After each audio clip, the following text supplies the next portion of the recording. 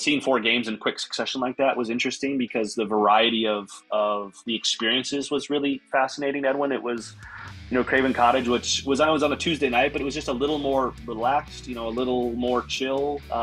Didn't feel like there was as much pomp and circumstance as maybe Anfield, which was a little more raucous. And maybe to be expected, Jurgen Klopp, the manager, had just announced the week prior that he was, ending his time. So there was just sort of an energy that was flowing through Anfield. Hearing "You'll Never Walk Alone" in person, I see a Liverpool scarf over your shoulder. It's special. I mean, I think there's a handful of traditions in global football that kind of are in that top five, and certainly that's one of them. And then when they came over to the U.S., they asked for a little help with one of their stops. They were in San Diego, so we went and we helped them source and then execute on a Borussia Dortmund branded taco truck in and around San Diego over multiple days, including content capture and some media and PR, local media and PR. Had a San Diego Zoo visit where we got to feed giraffes with some of their staff and had a really great time. So that's the background for the relationship. I think they're an interesting case because they have obviously an incredible supporter base and fan base over in Dortmund.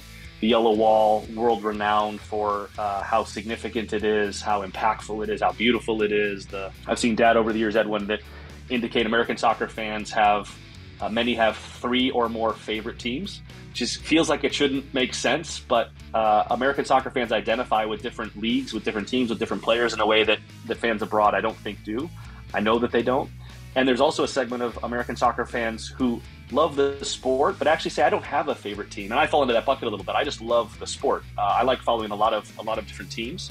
And I have some sort of, teams that I follow maybe more closely than others, but I wouldn't necessarily say I have a favorite team globally. So within both of those segments of the soccer population, there's opportunity for teams abroad to come into the U.S., come in North America, and connect and find ways to grow their fan base. And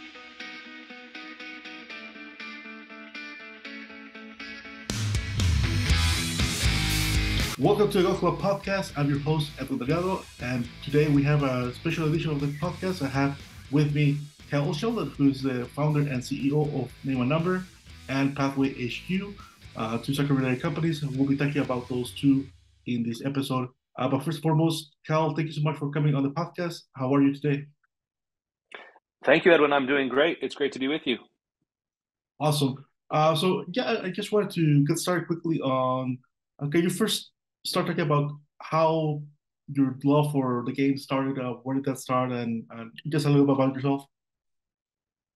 Yeah, I'd be happy to. Thanks for the opportunity. I think probably like a lot of American kids, my parents didn't necessarily have a deep connection to the sport, but enrolled me and my three siblings as young players in soccer. So it was something we started playing at a very young age, and the four of us played all the way through club ball and ODP and high school, and then all played in college at one level or another. So it's been something that's been a part of my family for pretty much our entire life, and has really become over the years and over the decades kind of a primary connection point for our family. We all love the sport. We love watching games.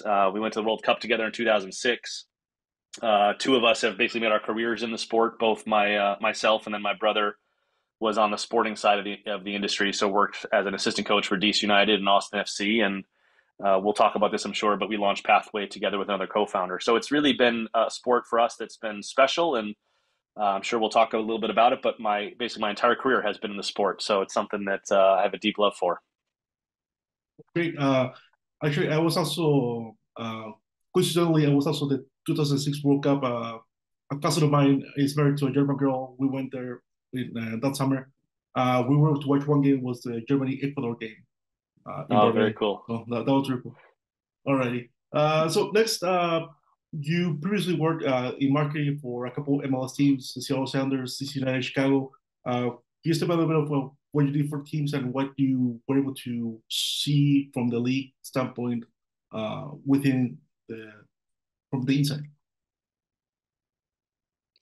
Yeah, I was in high school when MLS started in 1996, and so it became kind of clear to me while going into college that I might be able to make a career working in the sport that I love. So I was fortunate to get very much an entry level job at DC United. My background's kind of traditional PR and communications, so communications coordinator at DC United, making no money, living with five guys in a row house in Eastern Market, DC. But absolutely loved it, and yeah, as you mentioned, was fortunate to be able to work in the marketing departments at both DC, Chicago, and Seattle. And I really enjoyed my time working in MLS. Certainly as the premier league in our country, and in US and Canada, obviously now. It's kind of near and dear to my heart in that it is the pinnacle of the sport in the States. And so to help it grow and to be a part of its growth over the course of nearly 20 years was really special. When I started at DC United in 2005, they were expanding from 10 teams to 12. And of course, last year adding St. Louis are now at 29, and San Diego joining next year will be at 30. So the trajectory of the league has been incredible to watch up close, and to see the interest in markets that maybe weren't necessarily on the map or on the sort of the soccer radar when I started in 2005. So that's been really cool to see. And of course, it's not just about MLS. The expansion and growth and trajectory of the sport across multiple leagues, both men's and women's game, has really been amazing. But yeah, I was fortunate to see it up close for a number of years within MLS. Can you just tell me about that transition and how did uh, at what point do you first think that there was a need for uh, that you could fill with your own company? Yeah, I think I was, again, maybe a little bit lucky that I was seeing the sports growth up close. And so had a really good sense for what was there and what wasn't there. And while it wasn't without soccer specific marketing creative agencies, which is what Name and Number ultimately is, there weren't very many. For the most part, there was one out of Chicago called Gilt Edge Soccer Marketing, which really was early. A guy by the name of John Guppy founded that agency and did an incredible job connecting to the sport. And again, I was up close and saw it sort of firsthand. And as we saw 2026 come online, and the U.S. and North America get awarded the World Cup in 2026. The obvious thing to say is that it's going to continue to grow, and it has already. And so as I looked at the marketplace and looked at where there was opportunity and saw the growth of the sport, it felt to me like there was room for a group of folks who were soccer specialists who understand the nuance of the sport, understand that the American soccer fan and fan base is unlike any fan base for any sport in the entire world, and that understanding that nuance was going to be really important to the next several years, and then beyond. Right, it doesn't end with the World Cup. I think it'll just serve as an accelerator. So it's a long way of saying, Edwin, that it felt like there was room for some other folks who love and understand the sport deeply, and brought a good bit of kind of marketing creative experience to the forefront. And so that led me to launch Name and Number. And then a year later, this past November, with two co-founders, I launched Pathway, which has a different mission, if you will. Whereas Name and Number is very much a marketing creative agency built to help teams, clubs, brands connect to the American soccer fan and American soccer culture. Pathway's mission is to help ambitious professionals break into and build careers in the sport. And so we are focused on doing that, kind of both on the talent side, if you will, the person looking for a job, as well as on the hiring side, and helping clubs and brands find, identify, and ultimately recruit and hire the best talent kind of in the soccer world. So that one's still only a few months old, but we're having a lot of fun building community with Pathway. Awesome to hear. And specifically on the Name and Number, I was looking at some of the things that you guys do. I saw that you have a relationship, particularly with Borussia Dortmund of the Bundesliga. So can you just tell us how that came to be, and what is Borussia Dortmund trying to do to increase its footprint in the US? Yeah, happy to. They're a really interesting case, and we've been really lucky to work with them last summer, help them with part of their U.S. tour.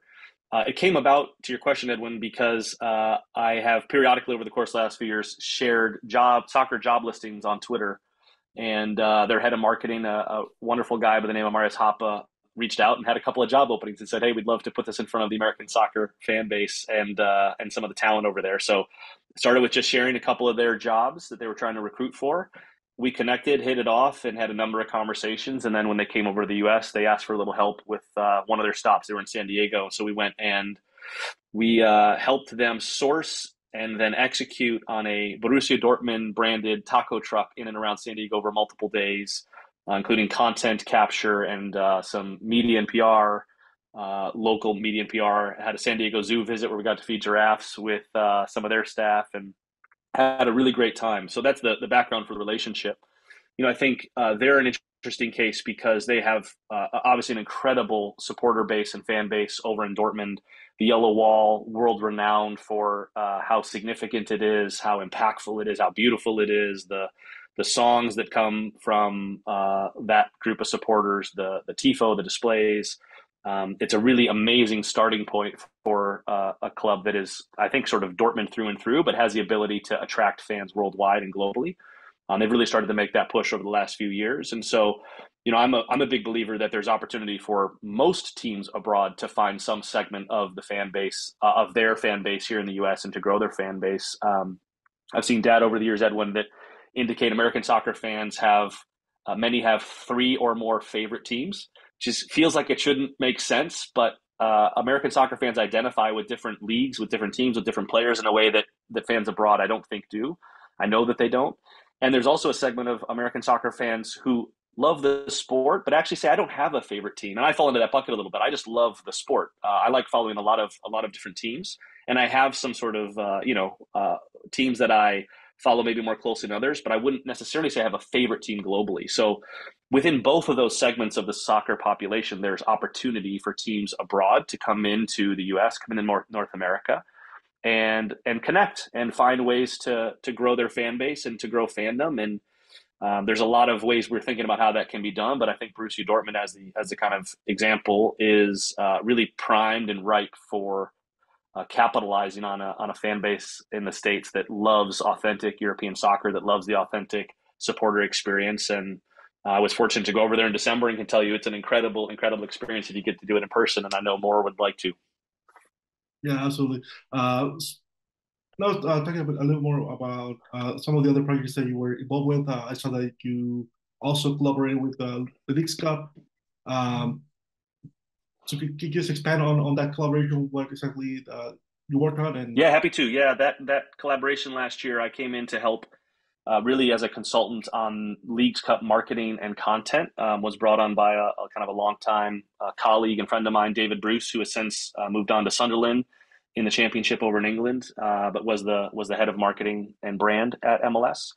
And it was a really interesting challenge because it was a brand new competition that maybe hardcore soccer fans had a sense of what it was going to be, but I think even within the team working on it, kind of within the walls of MLS and some external collaborators, we weren't really sure what it was going to feel like. You go into the tournament hoping and believing that the rivalry between the U.S. and Mexico, MLS and Liga MX, is going to carry it, but you don't necessarily know. And so we spent a lot of time in the early days leading up to the tournament, before the tournament, just on trying to educate folks in the market on what it was going to be and what the structure was. It has some really unique structural components, some things that feel a little bit traditional with the group stage into the knockout round, but there were also some differences. And then, of course, as you and I'm sure your listeners are aware, a fellow by the name of Lionel Messi decided to come over to MLS within that window, and it ended up that he made his debut in Leagues Cup right at the start of the tournament. And so it went from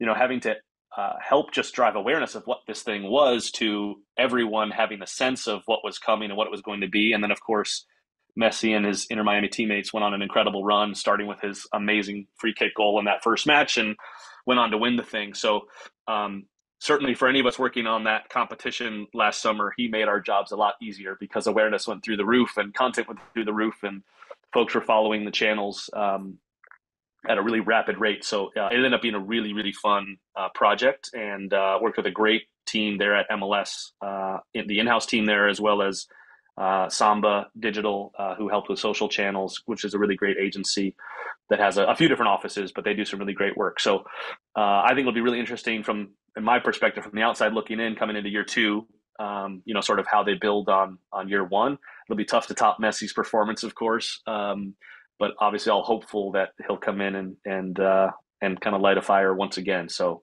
it was a really fun tournament. I think it'll be interesting to see how it evolves and continues to build in the years to come.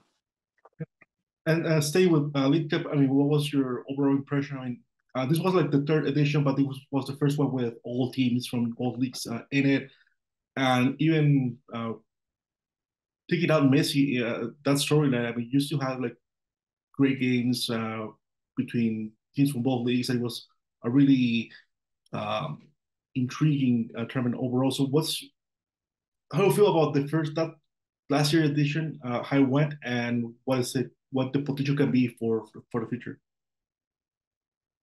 Yeah, I think that certainly the headline was messy just because of his significant presence. But to your point, Edwin, I think the part when you kind of go into it not knowing what it's going to feel like, what was really positive was that all of the teams took it very seriously. I know there was some concern about is it just going to feel like a series of friendlies, and I think you saw that every game felt like a game of consequence. And the rivalry that has been kind of budding, if you will, over a number of years, primarily through CONCACAF Champions Cup, formerly CONCACAF Champions League, formerly CONCACAF Champions Cup before that.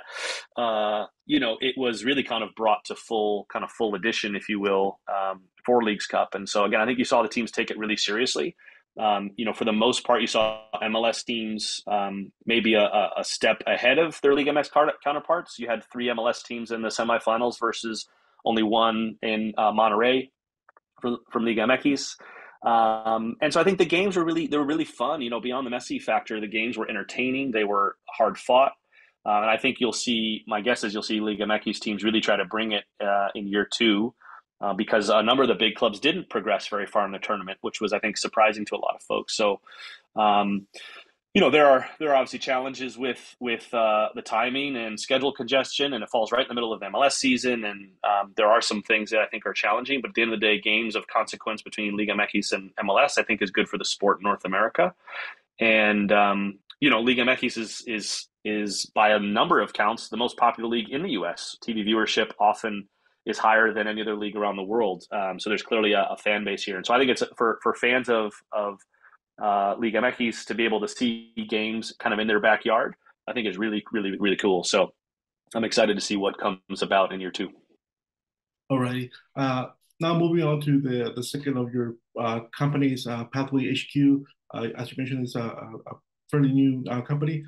So you sort of touched up a little bit on what you're trying to do, but what's the because I see that you have your newsletters about jobs, but you also have a different sort of like articles about people in the sport. So can you expand on what you're trying the overarching goal of Pathway HQ? Yeah, I'd be happy to. We started, unlike Name a Number, which I started kind of by myself and bootstrapped, and have been fortunate to bring on a few people onto the company. With Pathway, I have 2 co-founders. I mentioned my brother Nolan, who was in the technical staff at DC United and in Austin FC, and our third co-founder is a guy named John Bayo, who also spent some time at DC United in the youth system there, and eventually became an analyst for the U.S. men's national team, including at the World Cup in Qatar. 2 really great guys who understand the sport intimately, have great connections, great network, and we're trying to solve a problem that I think we've all 3 of us and a lot of folks in our network have faced, which is that finding and landing your dream job in soccer is hard. It's difficult. There are a number of resources out there, the primary of which is Teamwork Online. And if you're someone who's wanted to work in sports, I promise you've been on Teamwork Online. They post just about every job in U.S. sports, not just soccer, but across the board. I got hired at DC United in 2005 on Teamwork Online, so I know that platform intimately, and they do a really great job in terms of sharing volume. In our case, we think like a little bit like Name a Number. There's just opportunity for people who understand the nuance that exists in the sport of soccer, as well as in the soccer industry, meaning kind of the business and sporting side, to bring a little more complexity, another layer of support to that process of finding a job. And so again, as I said earlier, it's a little bit twofold, Edwin, in that we're both supporting and providing resources to people who want to find a job in the sport, but also helping clubs identify talent, and going through a process of, how do you think about the team that you're trying to build? How do you think about each individual role and what fits together, and what are your priorities, right? You can structure a team in so many different ways. So if you're a club or a brand who wants soccer talent, again, on the business or sporting side, is being really thoughtful in that approach, and then helping to identify talent. We've launched with a newsletter. So if you go to pathwayhq.com, you can sign up for, we have 2 newsletters, but the primary, if you will, and the one you mentioned, is on Wednesdays. And we do an interview every week with what we call a soccer thought leader. So somebody who works in the industry. We look at a variety of different people that work in different functions, both business and sporting side, and have had some incredible guests in our first few months, ranging from Tim Bezbachenko, who's the president and GM of Columbus Crew, to Meg Patton, who's the head of brand at the Washington Spirit. We're speaking to Steve Birnbaum, player at DC United this week, to someone who's kind of on the back end of their career and thinking about what comes next. So we've had a ton of really great conversations, and in every conversation we try to ask the person we're interviewing to talk really specifically and tactically about what their careers have looked like and what specific things have led them to get to where they are, so that people have things that are applicable, right? It's not just fluff. We want to provide really tactical, actionable tips and advice and experiences so that people can work to find their job in the sport. And then briefly, I'll just say we have a newsletter that goes out on Friday where we aggregate as many, if not every, new job in soccer in America. We throw in a few global jobs as well, but it's kind of your one-stop shop for new jobs in soccer, and that hits every Friday. So if you go to pathwayhq.com, you can find both those newsletters, and we're having a lot of fun putting them together and building community. Awesome, that's awesome. Yeah, yeah, like you said, yeah, I'm personally familiar with Teamwork Online, and I for people that are interested, there's a couple of jobs that now FIFA is trying to fill for ahead of the 2026 World Cup. I threw my name in the hat for a couple of those. I'll see if anything happens. But, anyway, but one of the things that is on Pathway HQ is you had this conversation with Matt Wolf, who has designed some of the logos from some of the biggest MLS teams and NWSL. So could you just, I mean, I found that really interesting. So could you just talk to me a little bit about that conversation and what he has done and how the year was with him? Yeah, I'd be happy to. Matt Wolf he's one of my favorites in the industry. I was fortunate to work with him really closely over a period of a year on the Chicago Fire rebrand, and so got to see him and his process and kind of the way his mind works up close. And he's an incredible talent. I mean, he's designed some of the best crests in American soccer, ranging from LAFC to NYCFC to you mentioned NWSL Gotham, San Diego Wave, and as well as a ton of amazing sort of second and third division crests, Union Omaha, Charleston Battery, Oakland Roots. I mean, I don't think he's missed. He's just an incredible designer. And more than that, he's a really generous person. So we were really grateful to him for spending some time with us and talking about his process and his career. And I thought provided some really helpful guidance for young designers, young creatives who are looking to build and grow their career. The couple of things that stood out to me was he spoke a lot about his commitment to the craft and needing to put in hours and hours, thousands of hours of work. One example he gave was when he was a little bit light on work early in his career, he'd go to like a local men's league or, sort of a youth academy that was nearby and essentially offer to do a rebrand for them for free or for very limited funds, right? He just wanted to get hours and spend time honing and working on his craft. The other thing he shared that I thought was really interesting for young creatives to consider was he doesn't recommend people go freelance right away. He says that and suggests that working in-house, whether at a club or a company or a brand, an apparel company, is really valuable because you kind of start to lay a foundation and an understanding of just how the corporate world works, right? How things get done, how decisions get made, what it's like to work within a team. And I think part of the reason he says that is he says he's always surprised when he tells people that he spends about half of his time not designing, right? He's a full-time freelancer. He's got a number of projects, but so much of freelance is not just the actual design work, but running the business, right? Invoices and scopes of work and proposals and sort of all the stuff that comes with running a company, even if you're a company of one. And then lastly, I'll just mention, I think, one of his philosophies on design is just that a crest is ultimately the reflection of both club and community. And he really lives that in that he does so much research when he takes on a new project and digs into not only the club's history, but the cities and tries to find those unique elements you can pull through to be represented in the actual visual identity. And as I say, I think he's just one of the most talented designers. And on top of that, a really nice human being. So we were thrilled to have him in the newsletter. Awesome. And now I want to move because I followed you on Twitter and you were mentioning that you were going to take a trip to England and recently saw some of the photos and some of the games you went. So can you just talk me through how the day came about and then the experience of going through, I believe, 4 different Premier League games in a week? Yeah. I was that trip was mostly pleasure. I went with my lifelong pal, cousin of mine named Peter, who's a soccer fanatic. He works in kind of real estate in Michigan, and so it's just a trip he and I have talked about for a long time. And we finally just said we got to bite the bullet and go make it happen. So we tried to pick a week. I think a number of Americans do this. You try to pick a week where there's games over multiple days. And so we sort of booked travel and hotels before we had any tickets or kind of ins, if you will, but had some confidence just given relationships and networks that we might be able to land at least a couple.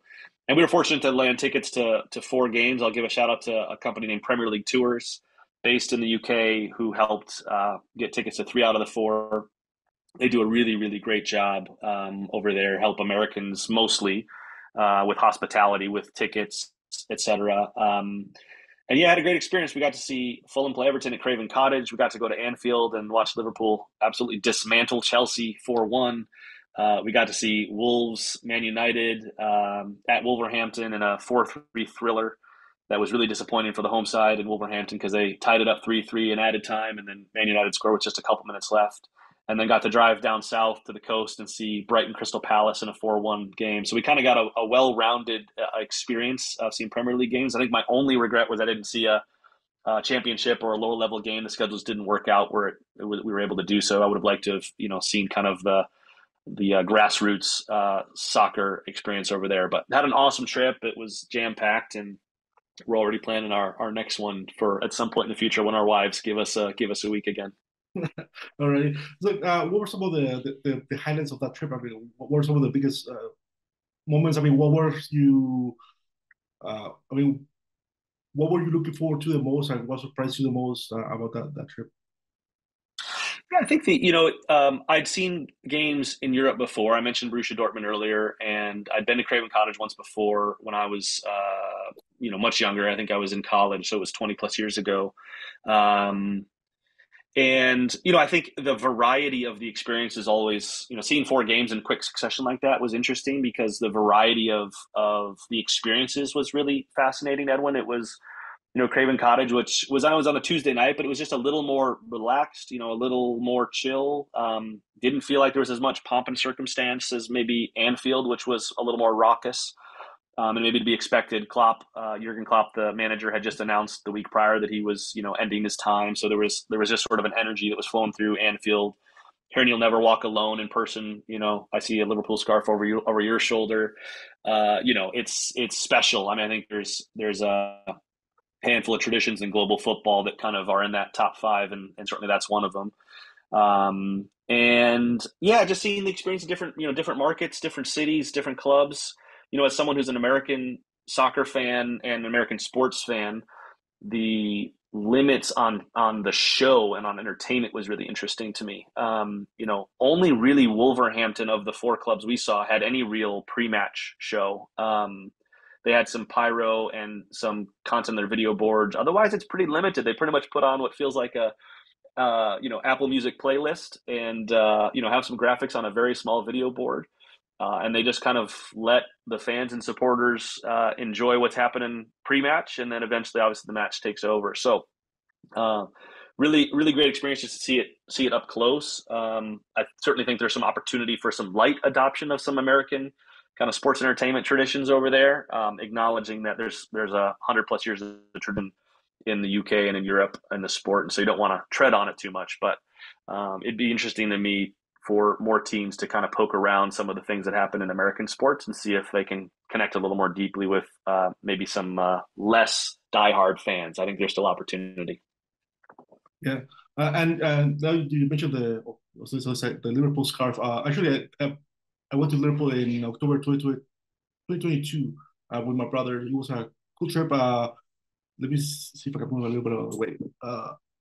So there's we went to a Clásico Madrid Barcelona on a Sunday, and then on a Tuesday we Cool. had Atletico Madrid Rayo Vallecano, and then we flew over to Liverpool just to watch the game against West Ham, and they came back. That was a cool experience. You had an awesome trip too, and you got to multiple countries, which is really cool. Yeah, I was fortunate just in the last year was able to see a game in Portugal, saw Benfica playing a Champions League game. I mentioned Borussia Dortmund and then seen the 4 games in England. And man, I think it's one of the things I love about the sport, right? And I'm sure you do too. It's this global game that has a different feel, a different life, kind of wherever you are around the world. But the thing that unites us is our love for 11 guys, 22 guys on the pitch, trying to smack a ball into the back of a net and doing it in a really, not always, I guess, but often a beautiful way and an entertaining way. And yeah, it's a really special sport. I think it gives you a really great appreciation for how special the sport is globally when you get to have that opportunity. So glad you got that experience as well. That's awesome. Yeah, and then 1 year before, well, earlier in that year, I went to Barcelona. I had tickets for a Barcelona Rayo Vallecano game, but then that game got moved because of the cup. So that got moved out of my window. So I had to settle for a Mm. Espanyol Betis game. But anyway, that was still fun. That happened to us too in England. We were teed up to see Arsenal Liverpool on our last day, and the game was on a Saturday and got moved to a Sunday. So that's where we ended up going to see Brighton Crystal Palace, which didn't have quite the stakes, but was still really enjoyable. And we're bummed to miss that one, obviously, with the title chase, kind of where it was with Liverpool and Arsenal both in the mix. Alrighty. And just quickly to wrap this up, also when for name and number you have a marketing campaign for a fifth division Scottish team, the Caledonian Braves. So can you just tell me how that happened and how why a fifth division team is trying to expand their footprint in the U.S.? Yeah, the founder, owner, chairman of Caledonian Braves FC, which you mentioned, is a fifth division club in Scotland. A fellow by the name of Chris Ewing, a really interesting, unique, creative, a little bit nutty guy named Chris reached out to me, and he had the idea of following in the footsteps of what some other teams have done, and to do fan ownership, and ultimately to allow fans in global football to buy a share of the club and kind of buy into the dream of trying to move up the Scottish pyramid system, ultimately to get to the Scottish Premiership. And so he brought on Name and Number to ultimately put together a campaign to try and drive investment in the club. And we had a ball. It was a really, really fun project. There isn't really any reason why an American soccer fan should care about a fifth division Scottish club, but we did our best to try and identify some of the reasons why. Created a campaign that we called Ona We Scottish Football Club, kind of leaning into some of the Scottish charm and wit. Did a ton of, we must have produced 150 pieces of content, launched them on TikTok. We had one really great breakthrough moment where we launched them on TikTok, working with our friends at Boost Football out at North Carolina, really great video production company. Took them from 0 to 10,000 followers on TikTok, and then had one pop off and hit 1.2 million plus views. And so we had a lot of people that were sort of poking around, asking about Braves FC, and ultimately, the long and the short of it is helped them raise $250,000 to go towards the club, and a couple thousand owners who are now invested in following the club. And so it was a lot of fun. But the project for us is over, but they're still raising funds, and you can still invest at wefunder.com/CBFC, Caledonian Braves FC. So look them up. They're really fun, and the owner, Chris Ewan, as I mentioned, is a great guy. He's a lot of fun and cares deeply about the sport in Scotland and abroad. He's based out of Paris, but goes back and forth to Paris and Glasgow quite a bit. So yeah, that was a really fun one. Thanks for asking about it. All right, and we have 4 minutes left. So just to wrap this up, could you just share your hopes or potential projects that you want to work on for 2024 and beyond?